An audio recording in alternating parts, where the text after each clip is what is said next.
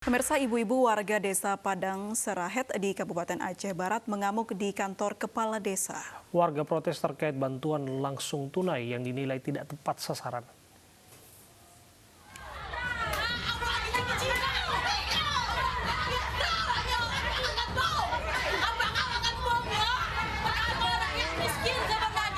Puluhan emak-emak menguasai kantor desa Padang Serahet di Kabupaten Aceh Barat, Aceh. Mereka meluapkan kekecewaan pada aparat desa atas pembagian langsung tunai yang dinilai tidak tepat sasaran.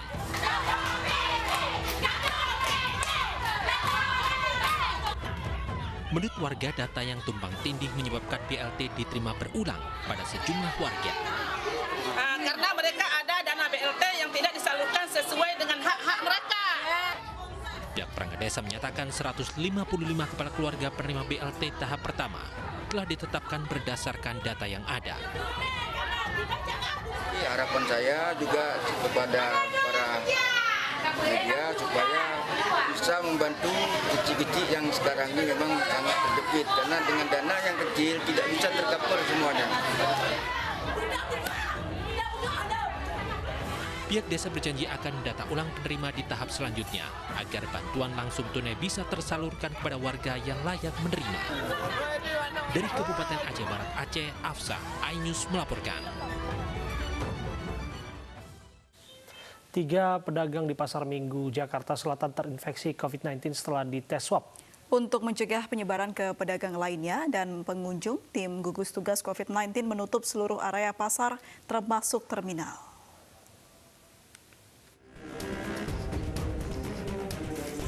Mulai hari ini, Pasar Minggu Jakarta Selatan resmi ditutup sementara. Keputusan tersebut menyusul tes swab massal beberapa hari lalu terhadap pedagang oleh petugas gugus tugas COVID-19 Kecamatan Pasar Minggu. Hasilnya, 3 pedagang positif COVID-19. Seluruh area pasar PD Pasar Jaya, pasar tradisional maupun kawasan terminal tutup selama 3 hari.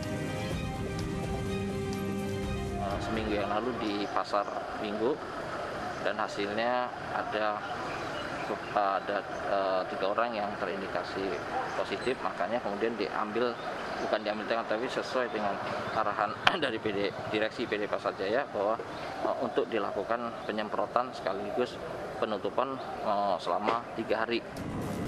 Saat ini 3 pedagang sayur yang terinfeksi COVID-19 dirawat di Wisma Atlet.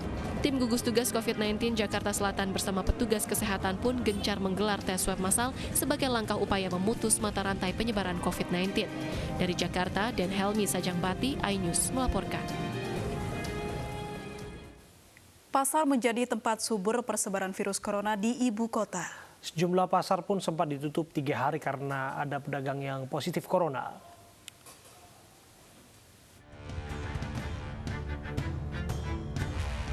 Masih ramainya aktivitas perdagangan di pasar dan adanya pengunjung dan pedagang yang abai menerapkan protokol kesehatan membuat sejumlah pasar sempat ditutup sementara akibat ada pedagang yang positif corona.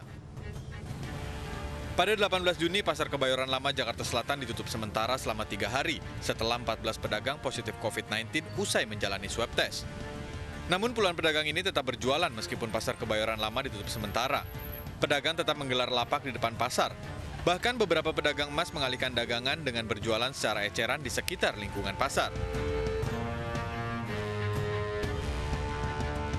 Setelah ditutup selama 3 hari, Pasar Gondang Dia kembali dibuka pada 18 Juni 2020. Pengelola pasar perketat penerapan protokol kesehatan di Pasar Gondang Dia, Jakarta Pusat. Selain menyediakan fasilitas di area pasar seperti termoscan dan tempat cuci tangan, pengelola juga memberikan pelindung wajah untuk pedagang. Sebelumnya pasar ditutup selama 3 hari akibat adanya pedagang pasar yang positif corona dari hasil tes swab yang dilakukan tanggal 10 dan 11 Juni lalu.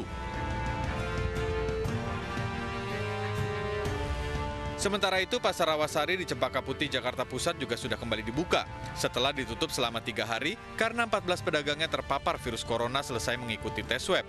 Pengelola Pasar Rawasari menerapkan aturan sistem ganjil genap nomor kios. Format protokol kesehatan dibuat sesuai anjuran pemerintah agar mengurangi kepadatan penjual maupun pembeli. Selain itu, baik pedagang maupun pembeli diwajibkan menggunakan masker. Namun baru 1 hari dibuka, seorang pedagang sayur di Pasar Kerbau Rawasari dijemput paksa petugas gabungan Kecamatan Cempaka Putih, Jakarta Pusat. Pedagang ini dijemput karena hasil uji swabnya dinyatakan positif COVID-19 dan masih tetap nekat untuk berjualan. Hingga saat ini sudah 15 pedagang di Pasar Rawasari yang positif COVID-19. Dari Jakarta, Tim Liputan iNews melaporkan. Setelah satu desa ditutup akibat adanya 14 warga positif COVID-19, seluruh warga desa Kejaten, Sidoarjo, Jawa Timur mengikuti rapid test. Hasilnya puluhan warga reaktif COVID-19 dan langsung menjalani isolasi mandiri.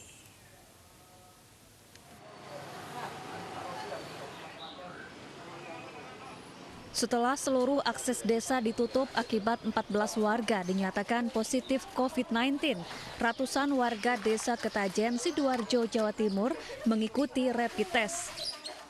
Hasilnya 29 warga reaktif COVID-19. Ke-29 warga ini langsung menjalani isolasi mandiri dan wajib mengikuti swab test Senin mendatang. Saat ini kita 263 kakak. Reaktif nanti kita edukasi untuk isolasi, terus kita lanjutkan untuk kita nanti menunggu giliran untuk dilakukan swab.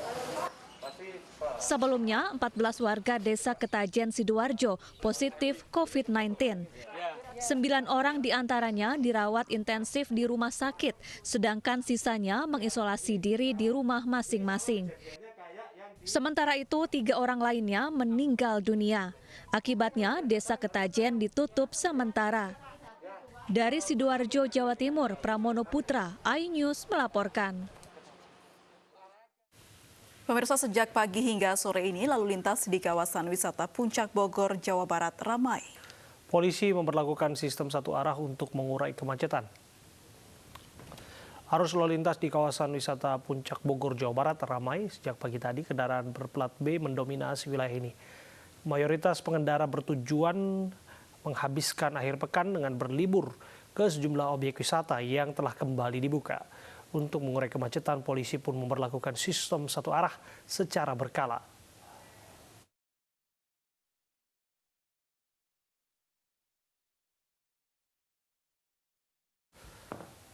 Lalu bagaimana kondisi terkini lalu lintas di kawasan Puncak, Jawa Barat? Sudah bersama kami, rekan kami Baby Kristami di lokasi. Baby, apakah kepadatan masih terjadi di kawasan Puncak hingga sore ini?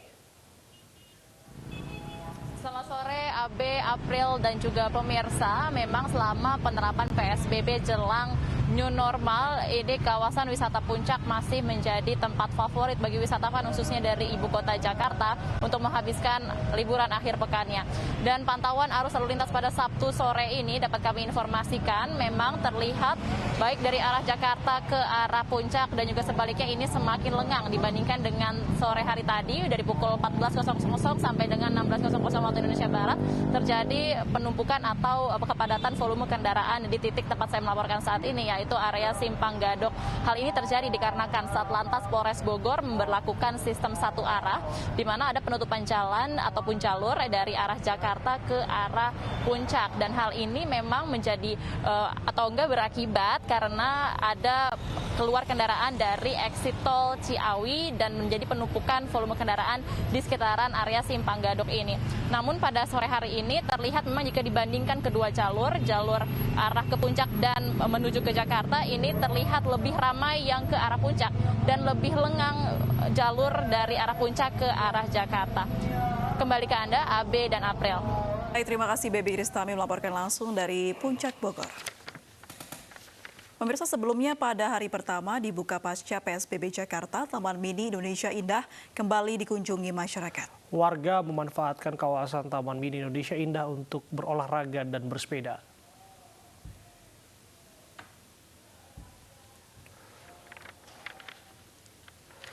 Hari ini Taman Mini Indonesia Indah TMI dibuka kembali. Warga pun memanfaatkan dibukanya kembali tempat rekreasi TMI dengan berolahraga dan bersepeda Sabtu pagi.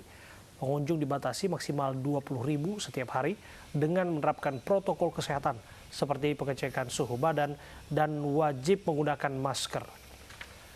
Hanya warga ber-KTP Jakarta yang dapat menikmati wisata di Taman Mini.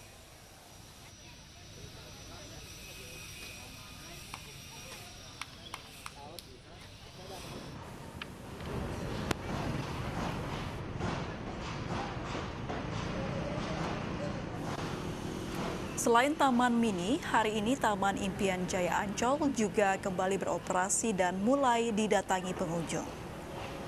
Pihak Ancol menerapkan protokol kesehatan dan beberapa prosedur yang harus dilalui pengunjung. Untuk pembelian tiket dan reservasi secara online, pengunjung juga diwajibkan reservasi sebelum datang ke Ancol untuk menjaga agar wisatawan yang hadir tidak melebihi 50%. Selamat datang di Ancol Taman Impian. Untuk kenyamanan dan